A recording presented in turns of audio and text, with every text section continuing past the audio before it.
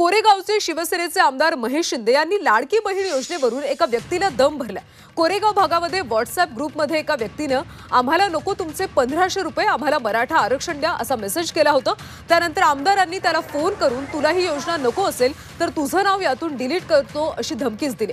तर डिसेंबरमध्ये स्क्रुटिनी कमिटीच्या बैठकीत कोण पात्र कोण अपात्र हे ठरणार आहे। यामुळे या इलेक्शनला कोण पुढे पुढे करतो याची यादी काढा, मग त्यांचा करेक्ट कार्यक्रम करू अशी धमकीच दिली आहे। म्हणलं आम्हाला 1500ची गरज नाही।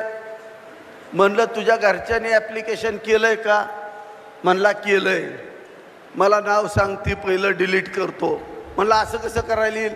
सगळ्यांनाच मिळणार आहे, मला बी मिळणार आहे। तसं नाही, आत्ता दिलंय। डिसेंबरमध्ये स्क्रुटिनी कमिटीची बैठक आहे।